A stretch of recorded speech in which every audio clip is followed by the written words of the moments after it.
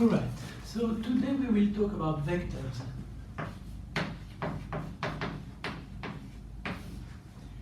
First, let me give you the definition.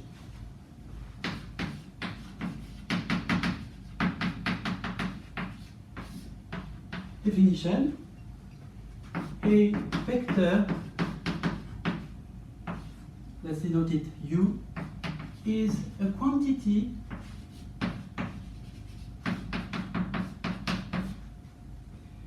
with both magnitude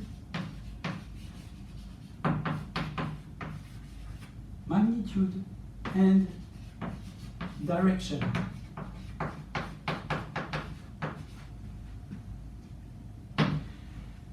Now, by the word magnitude, we mean an element of the real number, and with the condition that it will be greater or equal to 0. We will represent vector by an arrow. So this will be our U. The magnitude represents the length. So magnitude equals the length of the arrow.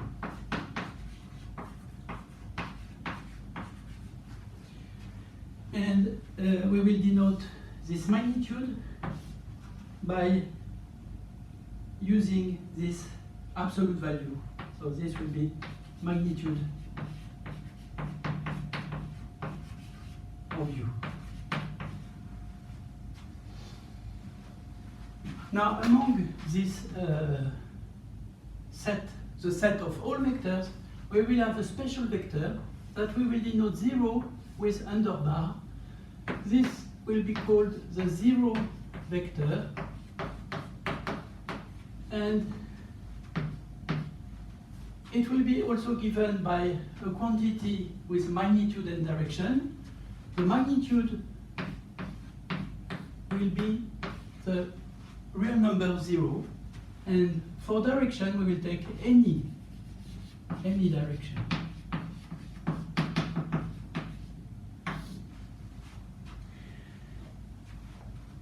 Now, in the plane, which means 2D space, we will say that two vectors, so we have a vector U and another vector V, we will say that U equal V if and only if this symbol means if and only if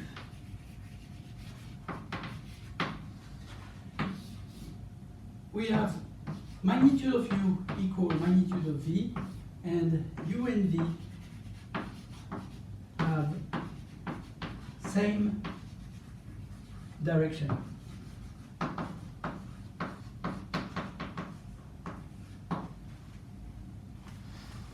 Okay, so this is the definition of a vector. And now let's see some operations that we can do on vectors. The first of all of this operation will be multiplication by a scalar.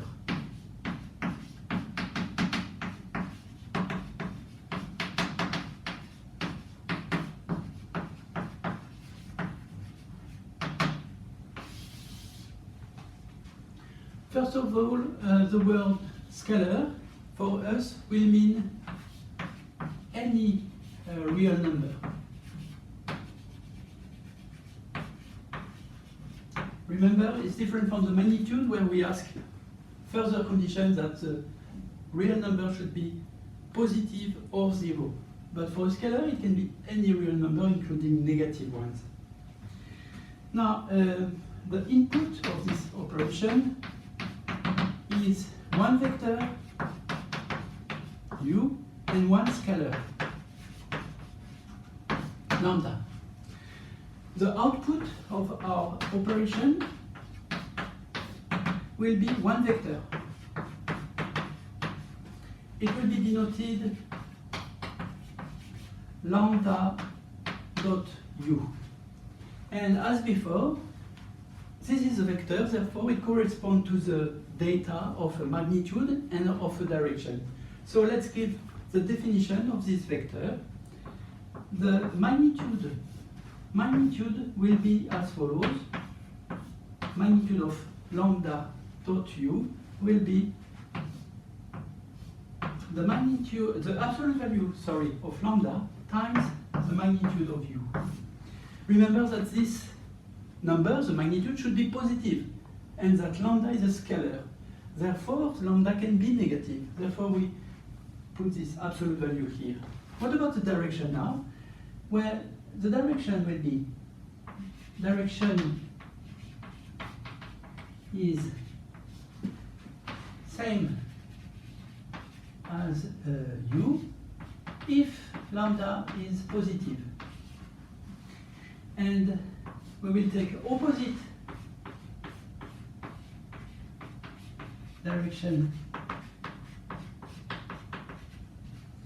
if lambda is negative, and we will take any direction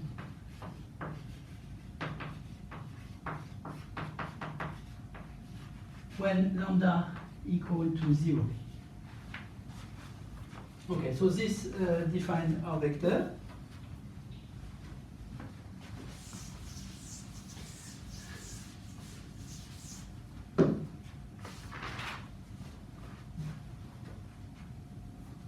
A second operation that I would like to see with you is the addition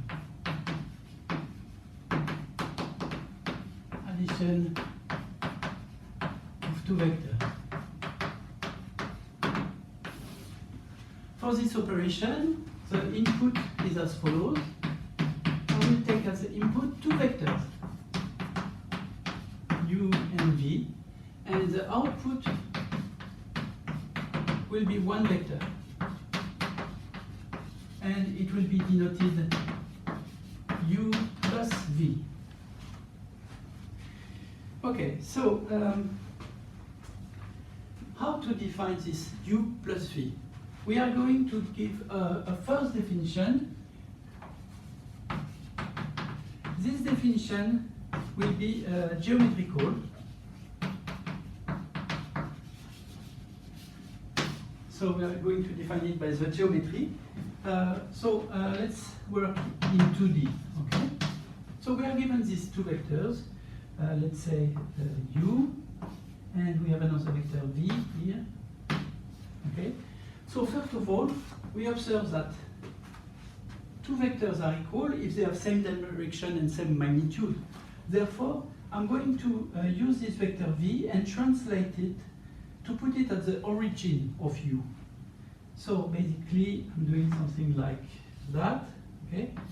And I will get the same vector v, but this time starting from u. Then I will draw complete the so-called parallelogram. So here I put again u, and here I complete with v. And the result u plus v will be this vector. This will be u plus v by completing the parallelogram. Okay, so this is a representation, geometrical representation of my vector, but as you can observe, it's not very precise in the sense that I don't have an explicit number for example, the magnitude or the direction. So we will come back to this definition of addition of vectors a little later and in a more precise way. Let me talk now about position vector. Now,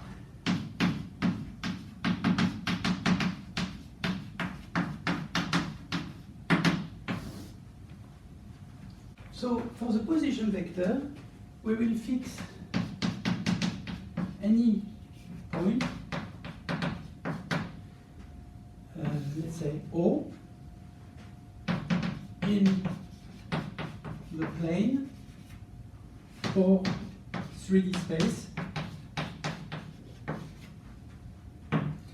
And we consider Q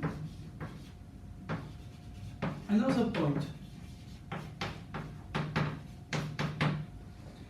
Then we can associate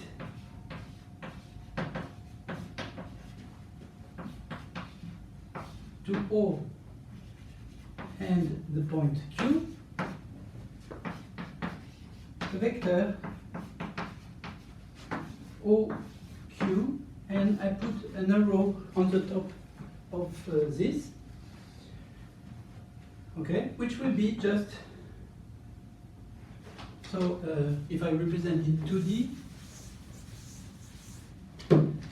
here you fix a point, the origin of everything, and then each time you have a point Q, you can do the arrow starting from O and going to Q.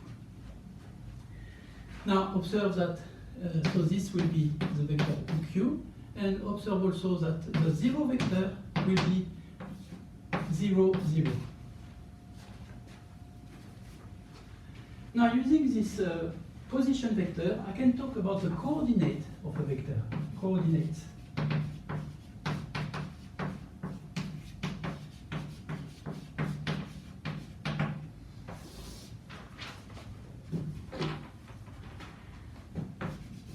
So to talk about coordinates, we fix an origin,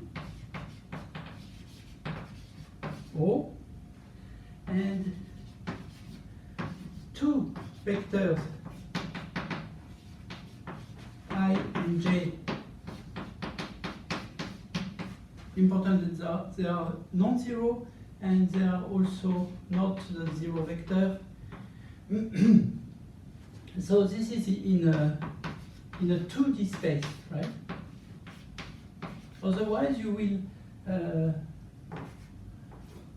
three vectors, you will fix three vectors and we will call them I, j, and k in 3D space.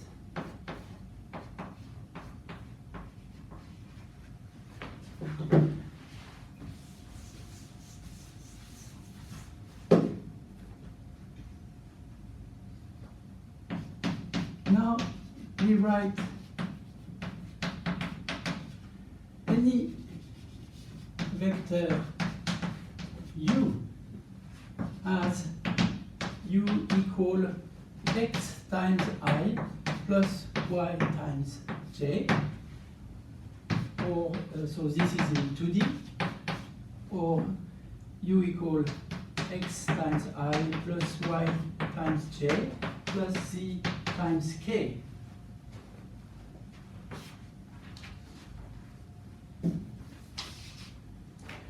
And we use the following notation, so we will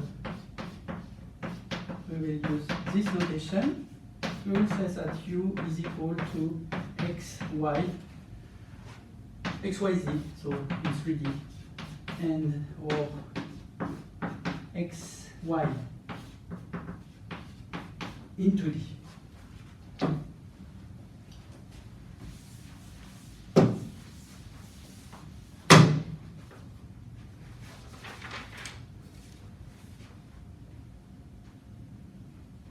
So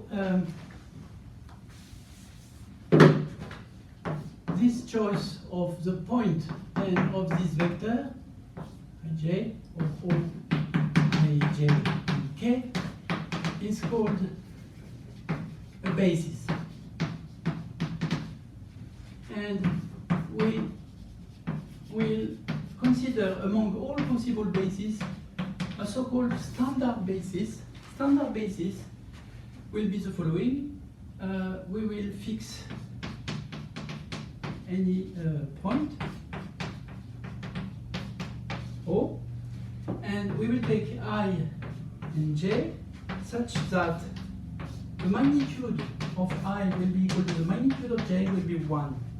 And we will also impose the following condition: I is perpendicular so to j, meaning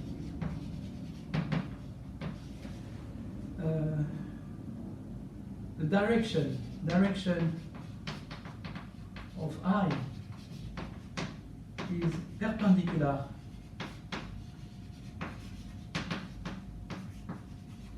to the direction of J. So this will be called the standard basis if we have this condition. Magnitude of I is magnitude of J, and we have the condition that the two vectors are orthogonal. Now, if you are, this is in 2D, if you are in 3D, you will assume that magnitude, so this is in 2D, right? In 3D, you will assume moreover that magnitude of K is equal to 1, and I perpendicular to J, J perpendicular to K, and I perpendicular to K. Okay. Now, using these coordinates, we can calculate in a very effective way the operations that we have defined so far for vectors. So, additions, for example, of vectors using coordinates.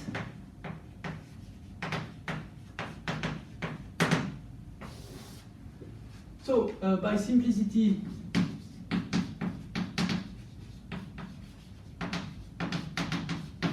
we will always work in a standard basis.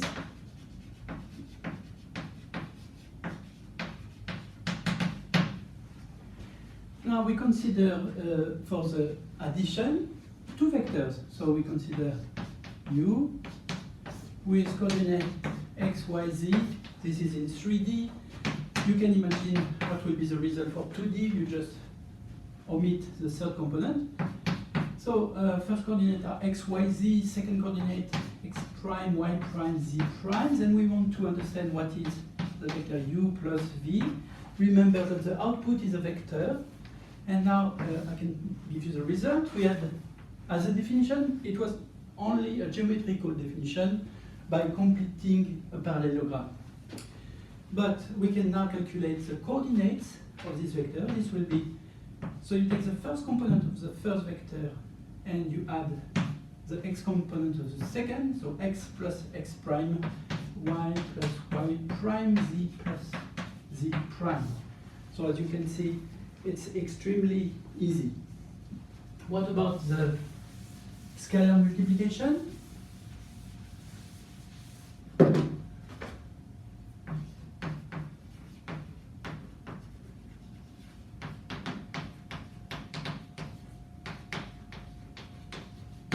Okay, so remember the input and output.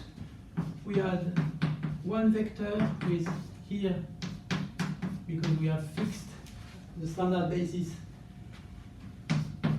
three coordinates, x, y, z, and here we have any scalar, so any real number, and we want to calculate the output lambda dot u. What was lambda dot u? Lambda dot u was a vector, therefore it has some coordinates, three coordinates that we must compute. How are they calculated? Very easy again. You will take lambda times the first component, lambda times the second, and lambda times the third. That's all. What about position vector?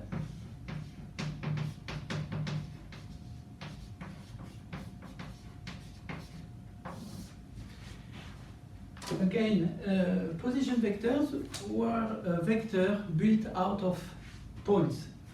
So imagine we are given 2 points in the 3D space with coordinate xa, ya, za, and another point b with coordinates xb, yb, zb.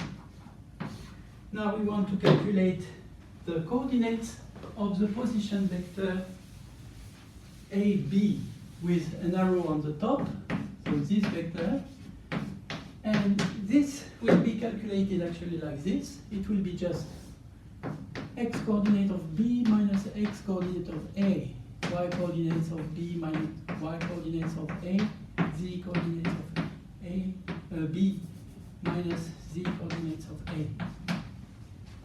All right.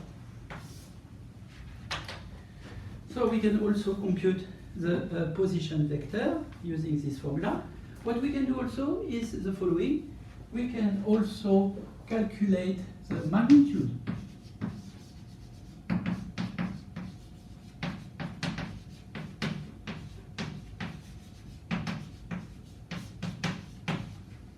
Magnitude. So, magnitude, remember, this is one of the data of a vector, and this is a real number that is positive or zero. Now, given some vector u with coordinate x, y, z, okay, we want to calculate the magnitude of u. This will be given by the following formula. This will be square root of x to the square plus y to the square plus z to the square.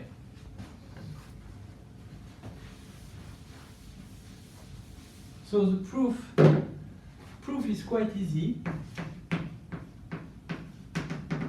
in 2D, okay? Let's understand what's going on in 2 dimensions. So here we are, we have our vector u, given like this. Remember that we have fixed our standard basis, ij. And so u is equal to x times I plus y times j, because it has coordinate x and y. What does it mean? It means that if I project this on the x-axis, this x is given by this. So here is x, and here is y. Okay? Now the unknown is the length of the vector. So the length of the vector, you see, we want to determine the length of this row. So this is given by, actually, the formula of Pythagoras. Pythagoras tells us that because this triangle is rectangle here, then this length to the square, let's call it c square, will be equal to x square plus y square. And therefore, we find that this c is in fact equal to the square root of x square plus y square. Yeah, that's how we get our formula that the magnitude of u in this case is x square root of x square plus y square, which proves the theorem. Let me give a definition.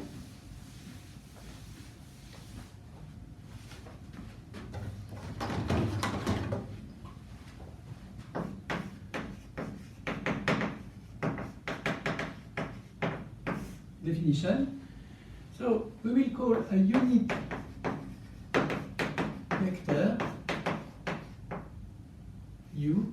A unit vector, sorry, is a vector with magnitude 1. So a little proposition concerning this definition is that to any non-zero vector u, we can associate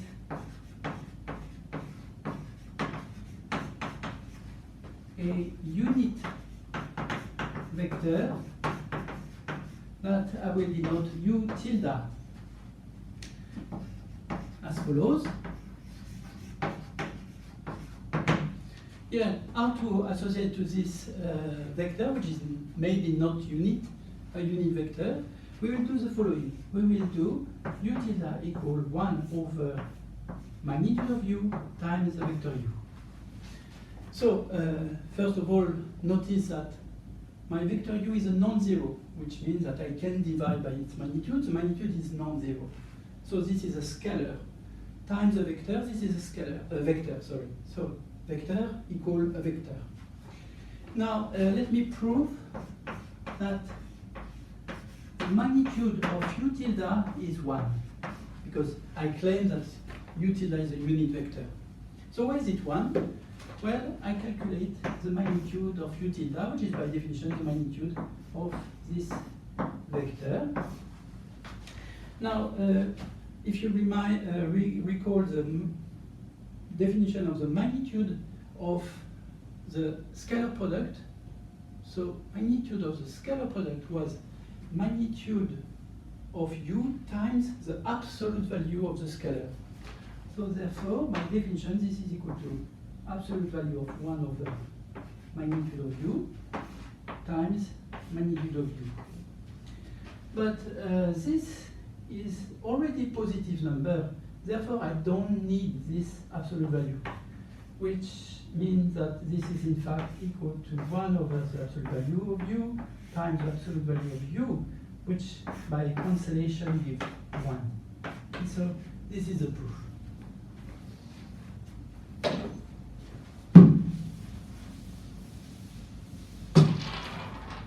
Exercise for you. You can, for example, calculate the unit vector associated to v equal the vector with coordinates 2, -3, 6. Here, the coordinates is with respect to the standard basis.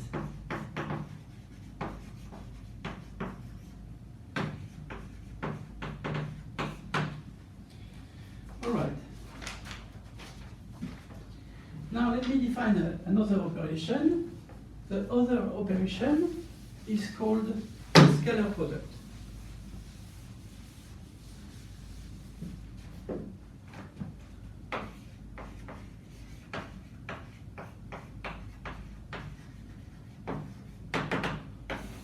Okay, so here the input will be two vectors, u and v. The output is a scalar. What will be the notation? We will use the following notation: u dot v. This will be our scalar. So what is the definition? U dot v will be, by definition, magnitude of u times magnitude of v times the cos of the angle theta. So theta is some real number between 0 and pi, and is the angle between u and v. Okay, so for example, if you have this, then the angle is this, theta.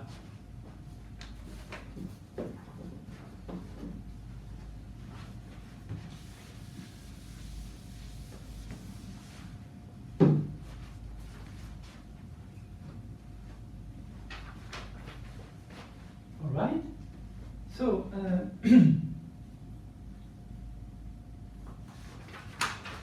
let's study the property of this operation.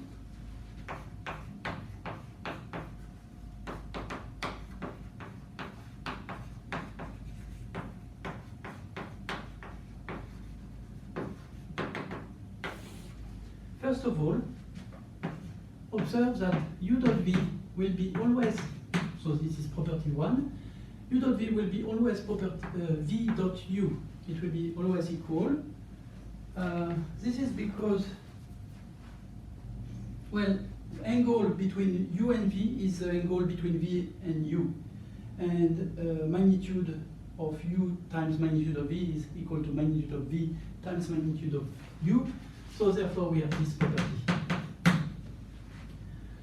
Also, if you do the scalar product lambda u, and then you do dot v, this is the same as putting the scalar on v and doing u dot lambda v. But this is also the same as putting the scalar first and then calculate u dot v. So basically, you can put the scalar wherever you want when you calculate a dot product. Third property, if you do the scalar product of u with v plus w, then this will be actually equal to u dot v plus u dot w. Property 4, the dot product of v by w is equal to the number 0, if and only if. So we have two cases, v or w is the 0 vector, or the two vectors are perpendicular. They are perpendicular angle, okay? So the theta will be equal to pi over 2, and therefore cos of pi over 2 is 0, and we get our result. Property 5, the dot product of a vector by itself, well, this will be by definition, it will be the magnitude of this vector to the square, okay, plus, times the cos of the angle between the vector and himself. So this is 0 angle, so cos of 0 is 1, and therefore we get this formula. Exercise will be to prove property 3. Maybe you need help to look something on the internet. This is not so easy, but of course it can be done.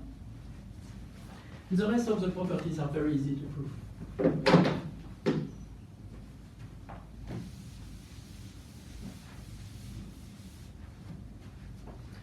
Okay, so how can we calculate the scalar product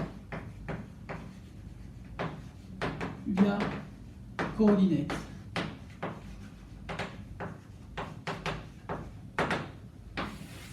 We will give the formula in 3D with always the standard basis.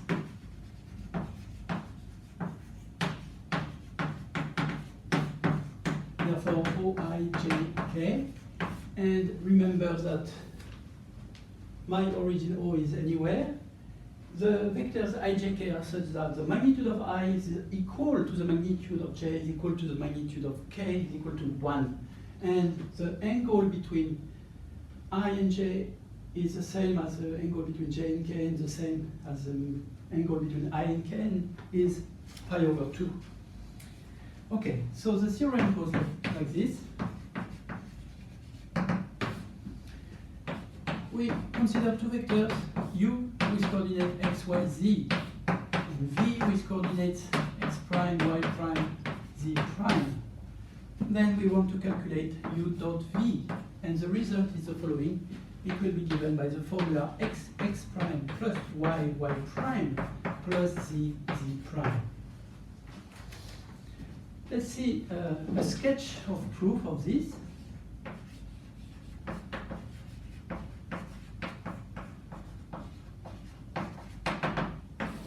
Okay, what is the meaning of this? The meaning of this is that u is actually equal to x times I plus y times j plus z times k. In the same way, v will be x prime times I plus y prime times j plus z prime times k. Now I want to calculate the dot product, and I'm going to use these properties. So, have a look at these properties. I'm going to write down here. Okay, so we want to calculate x I plus y j plus z k times x prime I plus y prime j plus z prime k. Now, if we use property 3 repeatedly, we can decompose this product into a sum of terms like this. So we take the first one and we are going to multiply it by this 3 first. So first term is xi times x prime I. Then first by second xi times y prime j. Finally, xi times z prime k. Now we do the same for the second one, plus j, okay, times first one here, x prime I. We have 3 dots. The last one will be yj times this one, z prime k. Okay, and finally, we do the same with the last component, zk, and so that the last, very last term will be zk dot z prime k. Okay, so now what happens? We have this sum, this long sum of terms, and let's observe first the first one. So the first one, as we know, whenever we have a scalar, we can put it wherever we want. This is by property 2. So we use property 2, and we can say that the first term is in fact x times x prime. So this is a scalar, and we have this scalar product of I by I. And now, look at that, I can use 5. So if I use 5 here, I know that this is actually equal to magnitude of I to the square, which is equal to 1. So this will be equal to 1, in fact. And therefore, I have the first term I get is x prime times 1. So x prime, which is precisely the term I want in the theorem. Okay? Now let's have a look at the second term. Second term will be this one. So I put the scalar on the same side. I will have x y prime, and I'm left with I dot j. But here I can use this time 4, property 4. Property 4 will tell me that this is equal to 0 because the two vectors are perpendicular. So this term can be forgotten. It won't enter into the picture. You continue like this, and you will see that the only remaining terms will be y prime and z prime. And this is how you prove the proposition. Okay, let me show you a nice consequence of this.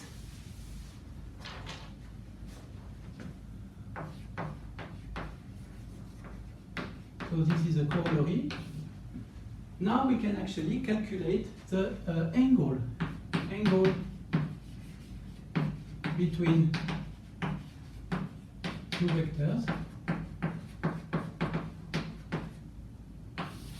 Okay, so we know that u dot v is equal to magnitude of u and magnitude of v times cos of the angle.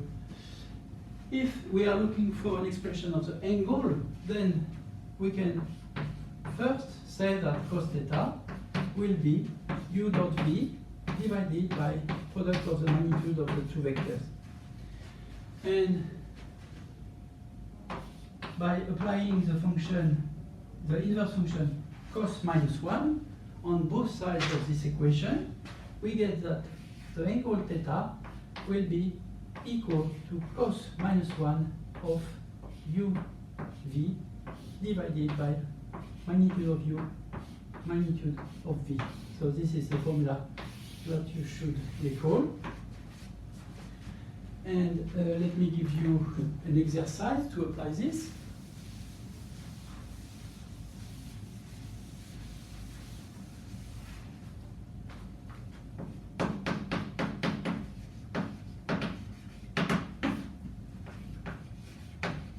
calculate the angle theta between u.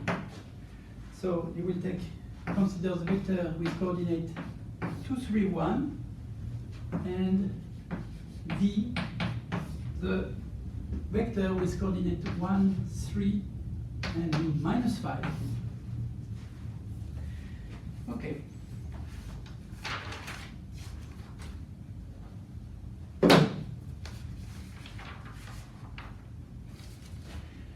Okay, now I would like to introduce another operation. The operation is called the vector product.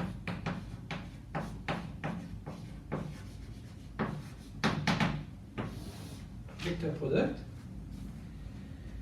Let me first start by the definition. So, first of all, what will be the input and output of this operation? The input will be two vectors, u and v. And the output will be one vector. This vector will be denoted u times v. So be careful, this vector product only defined in 3D. It doesn't make sense in 2D. So here is the input and output. We want to define the vector, therefore we will need to define its magnitude and its direction. First of all, let's define the magnitude. So magnitude of u times v will be equal to magnitude of u, magnitude of v, times the sine of the angle between u and v. What about the direction?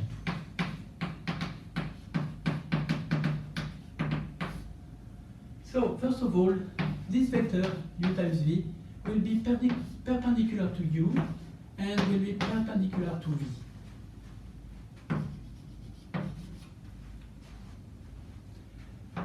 And so this is not enough actually to determine uniquely the direction.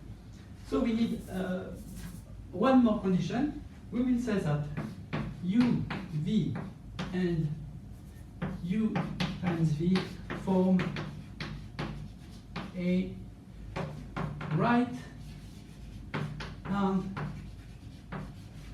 system.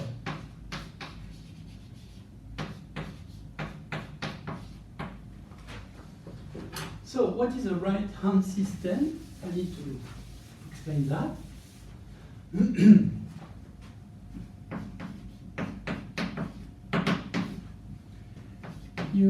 First you consider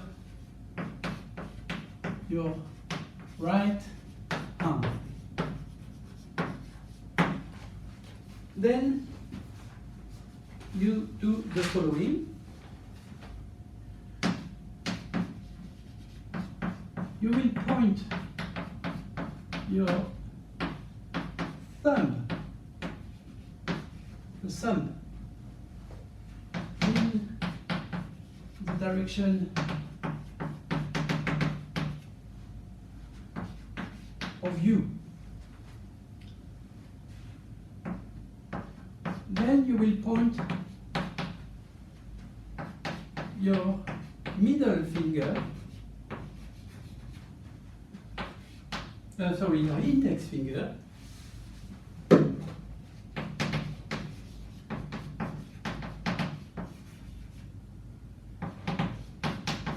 in the direction of V. Finally, your middle finger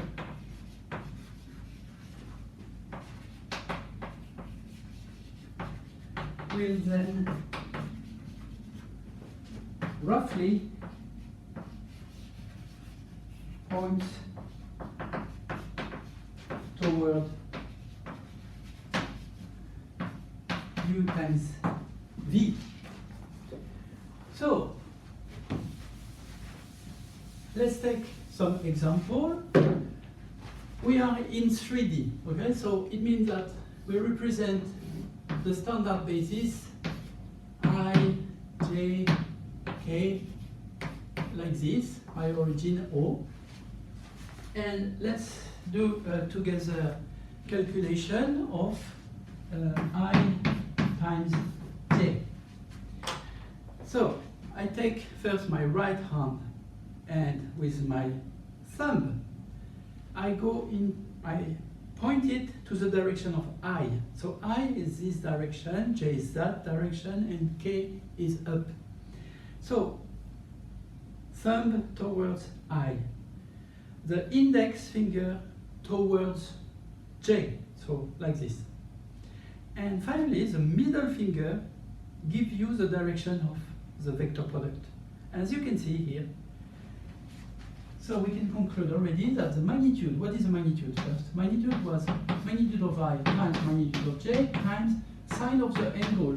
But they are perpendicular, so it is sine of pi over 2, which is 1. Okay? So magnitude is 1. About the direction, as we can see, it is same as K. This information allows us to conclude what is precisely this vector product I times J. Because it is a unique vector with magnitude 1 and direction K. So this is equal to K, because K has also magnitude 1 and direction K. All right, so I strongly encourage you exercise. Calculate J times K, K times I times J, and all of them, if possible. Okay. Now that we have defined the vector product, let's study the properties of this new operation with respect to the previous operation.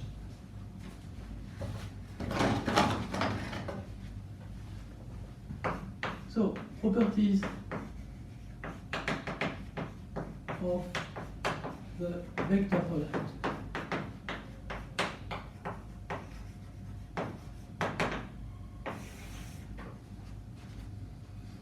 So here again, I will fix standard basis as usual. O, I, J, K, and also we fix 3 vectors, U, V, W, and 1 scalar, lambda. Then we have the following. First of all, V cross W will be equal to minus W cross V. The second property is that V times W will be equal to 0 if and only if V or W equals a 0 vector, or V has the same direction as W. So this symbol means parallel, same direction, which also means that the angle between the 2 vectors is 0. The third property is that the magnitude of V times W will be equal to the product of the magnitude if and only if we have the following condition. Well, this will happen when V is perpendicular to W. What about the vector product and scalar multiplication? So if you do lambda times V and then vector product with W, this this is actually the same as doing V vector product with lambda W, and this is also the same as doing lambda times vector product of V times W. Finally, vector product and additions of vectors. So U vector product with V plus W will be always equal to U times V plus U times W.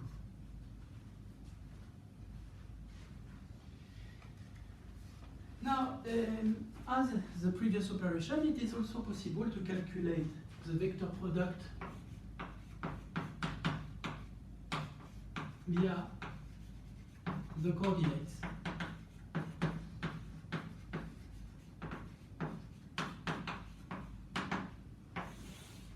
Okay, so how do we do that? Once again, we will work, so we fix the standard basis.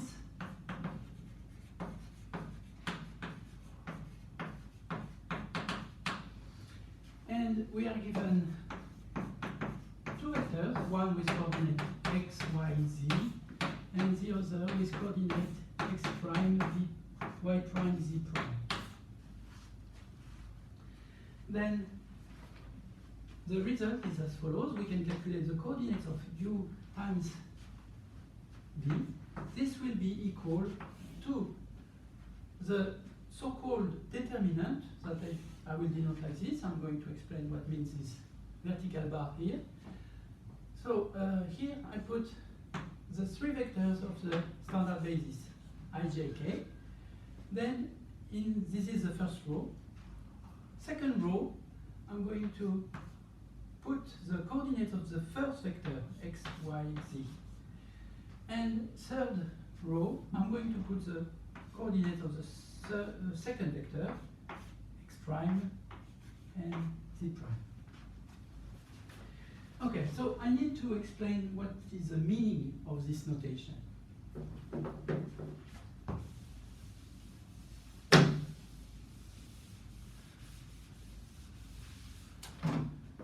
So first of all, what means some vertical bar and inside this some array of three by three rows, 3 columns. So let's call it A, B, C, D, E, F, G, H, I. Okay, so this will be by definition, this is definition. So this is called a determinant.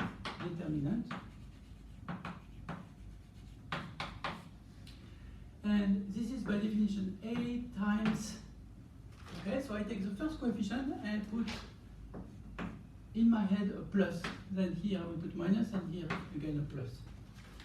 I'm going to expand this determinant. This is something that we will see later. In terms of the first row, so I put the first coefficient here and I attach this sign plus. So plus A, which is A. And then I cancel this first row and this first column. The remaining is this square of numbers E, F, H, I.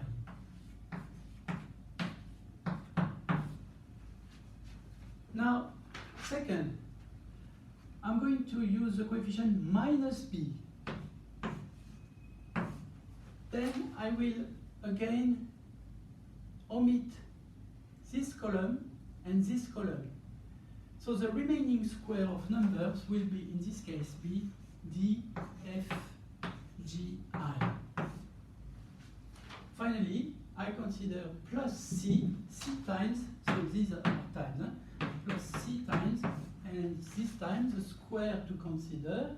So the remaining square is this square, D, E, G, H. D, E, G, H. Okay, so this one was the definition of the 3 by 3 determinant. Now I need to define what is the meaning of this 2 by 2, 2 rows, 2 columns. So here, A, B, C, D. This means A, D minus B, C.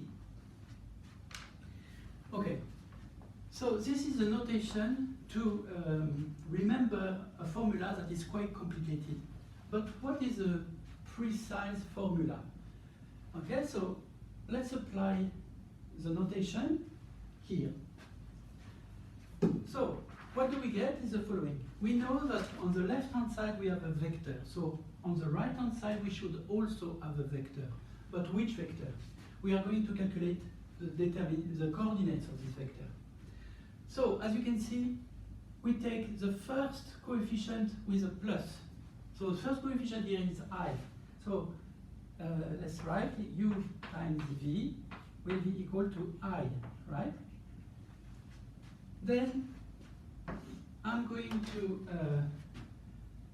omit the first row and the first row and first column, and I keep what is in this square. So I will get y, z, and then y prime, z prime. Next time I take minus the second coefficient, so minus j, sorry. And what is the remaining square this time? Hop, hop, it will be x, z, x prime, z prime. Finally, plus the last coefficient k times, so here, first row, third column, so remaining is x, y, x prime, y prime. Okay? I can explicit further the formula. So what is it? This is by definition of this definition, the 2 by 2 determinant. So I take I times, the result will be a number, as you can see. So this is vector, right? But the result here will be a number. Which number? It will be y z prime minus y prime z, as you can see. So it will be a number, a real number, times a vector, so it's a vector. Here I will get minus j times x z prime minus x prime z. And finally, here I will get k times x y prime minus x prime y. Okay. Finally, we can explicit completely the coordinates of the vector u times v. So what is it? Finally, we can say that u times v has 4 coordinates. So the first coordinate is the coordinate in I. So it will be y z prime minus y prime z. Second one, be careful, it should be the coordinate in j and not minus j. So we will put this minus sign inside this. And we get therefore x prime z minus x z prime. Finally, the last coordinate will be coordinate in k, so x y prime minus x prime y. Okay, so given the original coordinates of the vector u and v, we can determine by this formula the coordinate of u times v. However, as you can see, it's very difficult to remember this formula. So I strongly recommend you to understand the meaning of this formula, which is much easier to remember. And remember how to understand this formula, we get through this calculation. Okay. Now, for example, I can give you the following exercise.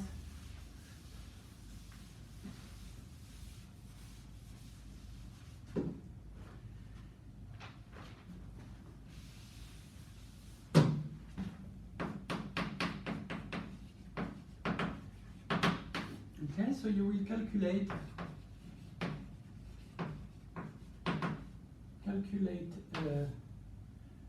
3 minus 4, 7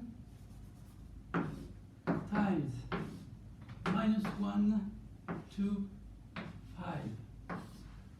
Yeah.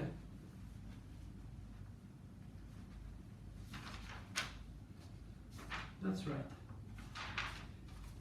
Another application that we can give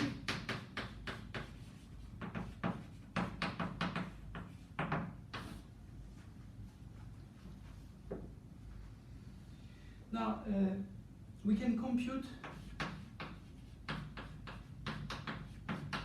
the area of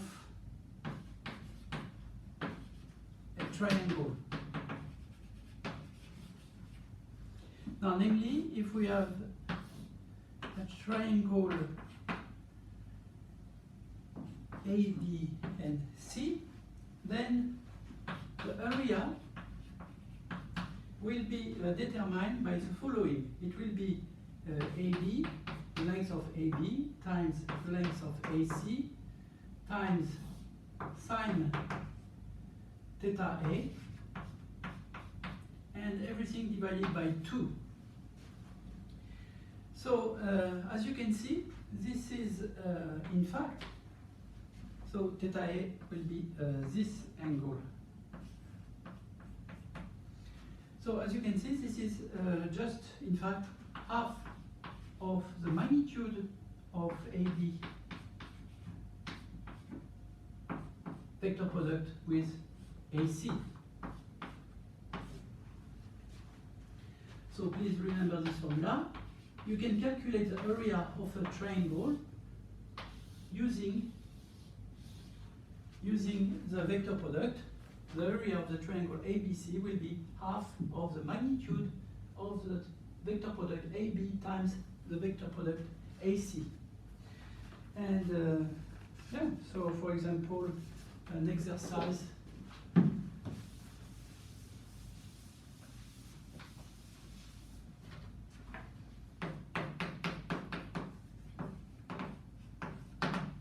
will be the following. Calculate the area of ABC, the triangle ABC, with the coordinates of A being 2, 4, minus 1, and B as coordinate 0, 3, 1, and C with coordinate minus 3, 1, 5. Okay, you can try to do that.